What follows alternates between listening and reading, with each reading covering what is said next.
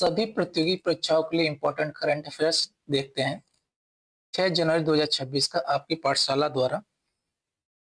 इसका पहला प्रश्न है, प्रधानमंत्री नरेंद्र मोदी ने हाल ही में किस राज्य में प्रधानमंत्री जन आरोग्य योजना यानी कि PMJAY के तहत नए कार्ड वितरण अभियान की शुरुआत की? ठीक है। ए मध्य प्रदेश में, बी उत्तर प्रदेश में, सी झारखंड में या डी छत्तीसगढ़ में? तो कहाँ पे शुरुआत की इसका? ए उत्तर प्रदेश में। उत्तर प्रदेश में आयुष्मान भारत योजना का दायरा बढ़ाने के लिए पीएम मोदी ने विशेष कार्ड वितरण अभियान को हरी झंडी दिखाई ताकि अधिक से अधिक गरीब परिवारों को स्वास्थ्य बीमा मिल सके। अगला प्रश्न है, ठीक है, अगला प्रश्न है, भारतीय क्रिकेट टीम के किस खिलाड़ी को वर्ष 2025 के लिए ICC one day cricket of the year यानी क्या है हेतु नामांकित किया गया? ए रोहित शर्मा को, बी विराट कोहली को, सी शुभमन गिल को या डी मोहम्मद शामी को? किसको नामित किया गया? ये नामित किया गया विराट कोहली को। किसके लिए? ICC ODI cricketers of the year. वर्ष 2025 में एक दिवसीय क्रिकेट में उनके निरंतर और शानदार प्रदर्शन के लिए विराट कोहली को आईसीसी की इस प्रतिष्ठित श्रेणी में नामांकित किया गया है।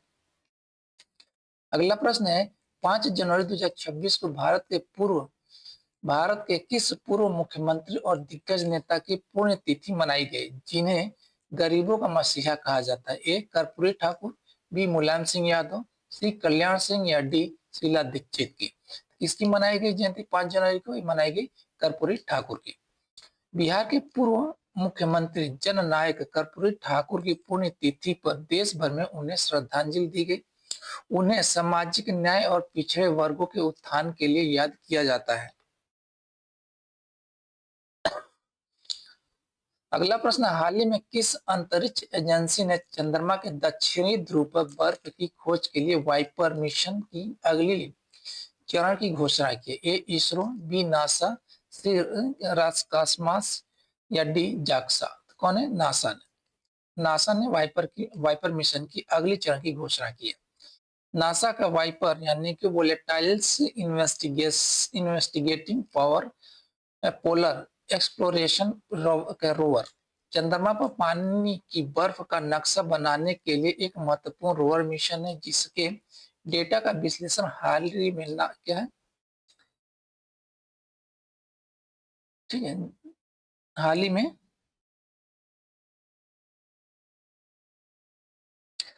साझा किया गया है। ठीक है।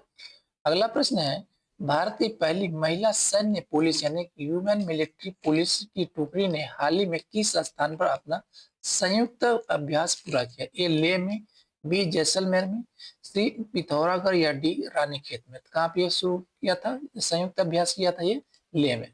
लद्दाख के उच्च तुंगता वाले क्षेत्र लेह में महिला सैन्य पुलिस ने कठोर परिस्थितियों में अपनी युद्ध क्षमताओं का सफल प्रदर्शन किया।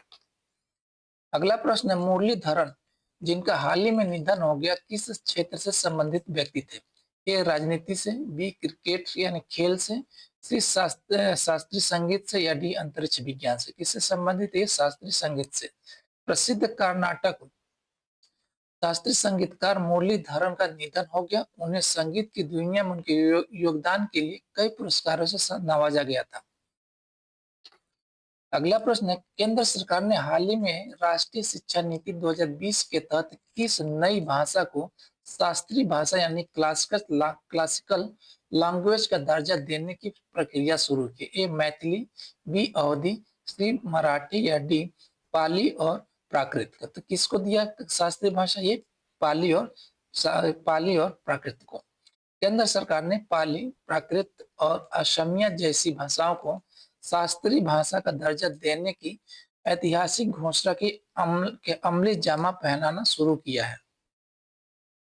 अगला प्रश्न है, हाल ही में चर्चा में रहा अटल सेतु भारत के किस शहर को नवी मुंबई से जोड़ता है? ए पुणे को, बी मुंबई को, सी थाने को या डी नासिक को? कौन? ये मुंबई को जोड़ता है। ठीक है, नवी मुंबई और मुंबई को जोड़ता है। अटल सेतु भारत का सबसे लंबा समुद्री पुल है। हाल ही में इसका यातायात और टोल संग्रह को लेकर क्या नई रिपोर्ट जारी की गई है। अगला प्रश्न है, किस राज्य सरकार ने वन मित्र योजना शुरू की है ताकि वृक्षारोपण को बढ़ावा दिया जा सके? ए पंजाब, बी हरियाणा, सी राजस्थान या डी गुजरात? कौन है? हरियाणा ने। ठीक, हरियाणा सरकार ने गैर वन क्षेत्रों में वृक्षारोपण गतिविधियों में सामुदायिक भागीदारी को प्रोत्साहित करने के लिए वन मित्र योजना शुरू की है। अगला प्रश्न है, भारतीय रिजर्व बैंक द्वारा जारी आंकड़ों के अनुसार भारत का डिजिटल भुगतान सूचकांक पिछले वर्ष की तुलना में कितना बढ़ा? ए 5%, बी 10%, सी 12.6% या डी 18%? कितना बढ़ा? ये 12.6% की वृद्धि हुई है। भारत में डिजिटल लेनदेन की बढ़ती स्वीकार्यता के कारण आरबीआई के डीपीआई सूचकांक में उल्लेखनीय वृद्धि 12.6% दर्ज की गई है। अगला प्रश्न है, अमृत भारत स्टेशन योजना के तहत हाल ही में कितने और स्टेशनों के पुनर्विकास की घोषणा की गई? ए 100, बी 500, सी 1275 या डी 1500? कितनी घोषणा की गई? 1275 स्टेशनों के पुनर्विकास की घोषणा की गई है। भारतीय रेलवे स्टेशनों को आधुनिक बनाने के लिए इस योजना के तहत देश भर में 1275 स्टेशनों को चिन्हित किया गया है। अगला प्रश्न है, विश्व पक्षी दिवस यानी कि वर्ल्ड बर्ड डे प्रतिवर्ष किस तिथि को मनाया जाता है? ए 1 जनवरी को, बी 3 जनवरी को, सी 5 जनवरी को या डी 10 जनवरी को मनाया जाता है? ये 5 जनवरी को मनाया जाता है। पक्षियों के संरक्षण और उनके प्रति जागरूकता बढ़ाने के लिए हर साल 5 जनवरी को विश्व पक्षी दिवस मनाया जाता है। अगला प्रश्न है, सूरत गुजरात को हाल ही में किस महत्वपूर्ण उपलब्धि के लिए चर्चा में देखा गया? ए भारत का पहला सौर शहर, बी भारत का पहला झुग्गी मुक्त यानी स्लम फ्री शहर, सी सबसे बड़ा व्यापारिक केंद्र या डी पहला डिजिटल साक्षर जिला? तो किस लिए चर्चा में रहा? ये भारत का पहला झुग्गी मुक्त शहर है। प्रधानमंत्री आवास योजना के तहत प्रभावी आवास परियोजनाओं के कारण सूरत को आधिकारिक तौर पर भारत का पहला स्लम फ्री शहर घोषित किया गया है। अगला प्रश्न है, 5 जनवरी 2026 को मनाए गए गण नगाई उत्सव का संबंध किस क्षेत्र या राज्य से है? ए असम, मणिपुर और नागालैंड से, बी केरल और तमिलनाडु से, सी पंजाब और हरियाणा से या डी गुजरात और राजस्थान से? किससे संबंधित है ये संबंधित है असम, मणिपुर और नागालैंड से। कौन सा? गण नगाई उत्सव। यह जेलियानग्रोंग जनजाति यानी ये कहाँ पाया था? असम, मणिपुर, नागालैंड का प्रमुख फसल कटाई के बाद का त्योहार है जिसे प्रकाश का उत्सव भी कहा जाता है। अगला प्रश्न है, हाल ही में चंदन तेंदुआ यानी कि स्ट्रॉबेरी लियोपार्ड जो एक अत्यंत दुर्लभ प्रजाति है भारत के किस जिले में पहली बार देखा गया? ए पाली राजस्थान में, बी विजयनगर कर्नाटक में, सी कान्हा मध्य प्रदेश में या डी गिर गुजरात में? कहाँ पे देखा गया? विजयनगर कर्नाटक में देखा है। राजस्थान 2021 के बाद भारत में दूसरी बार कर्नाटक के विजयनगर जिले में इस दुर्लभ स्ट्रॉबेरी रंग के तेंदुए को रिकॉर्ड किया गया है। अगला प्रश्न है, यूरोपीय संघ ने प्रदूषण कम करने के लिए दुनिया का पहला कार्बन टैक्स लागू किया है। इसका आधिकारिक नाम क्या है? A green tax mechanism, B carbon border adjustment mechanism, C eco emission control या डी नेट जीरो लेवी? तो इसका आधिकारिक नाम दिया गया कार्बन बॉर्डर एडजस्टमेंट मैकेनिज्म यानी कि CBAM। यह टैक्स उन उत्पादों पर लगाया जाता है जिनके उत्पादन में अधिक कार्बन उत्सर्जन होता है ताकि स्वच्छ उत्पादन को बढ़ावा दिया जा सके। अगला प्रश्न है, पिपराहवा बुद्ध अवशेषों की प्रदर्शनी का उद्घाटन हाल ही में कहाँ किया गया? ए कुशीनगर में, बी लुम्बिनी में, सी दिल्ली में या डी सारनाथ में? कहा इसका प्रदर्शनी का उद्घाटन किया गया? दिल्ली में। प्रधानमंत्री मोदी ने दिल्ली में इन अवशेषों की प्रदर्शनी का उद्घाटन किया। पिपरावा सिद्धार्थ नगर यूपी को प्राचीन कपिल वस्तु माना जाता है। अगला प्रश्न है, 92 G7 शिखर सम्मेलन यानी कि 52nd G7 समिट 2026 की मेजबानी कौन सा देश कर रहा है? A Canada, B America, C France या डी इटली? तो कौन सा कर रहा है इसकी मेजबानी? इसकी मेजबानी कर रहा है फ्रांस। वर्ष 2026 का G7 शिखर सम्मेलन फ्रांस में आयोजित किया जा रहा है। इक्यानवा इक्यावनवा ठीक है, 91वां सम्मेलन कनाडा में हुआ था, यानी कि 51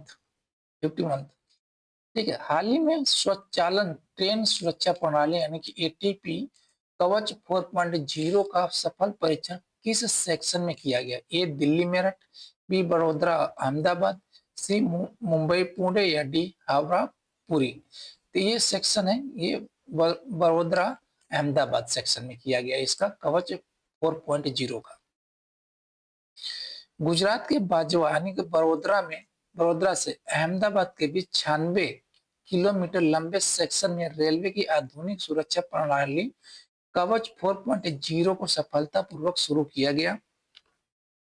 अगला प्रश्न है, गृह मंत्री अमित शाह ने हाल ही में 373 करोड़ रुपए की विकास परियोजना का उद्घाटन कहाँ किया? ए लक्षद्वीप में, बी श्री विजयपुरम अंडमान और निकोबार में, सी दमन और दीव में या डी पुडुचेरी में। कहाँ पे किया गया? ये श्री विजयपुरम अंडमान और Nicobar.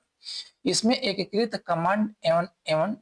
Command and control centre और जिला अस्पताल जैसे महत्वपूर्ण बुनियादी ढांचे शामिल है। अगला प्रश्न है, सोवर कार्यक्रम जिसका उद्घाटन राष्ट्रपति द्वारा किया गया किस क्षेत्र से संबंधित? ए सौर ऊर्जा से, बी आर्टिफिशियल इंटेलिजेंस एआई शिक्षा से, सी ग्रामीण स्वास्थ्य से या डी अंतरिक्ष अनुसंधान से। किससे संबंधित है ये सोवर कार्यक्रम? यह संबंधित है आर्टिफिशियल इंटेलिजेंस शिक्षा से।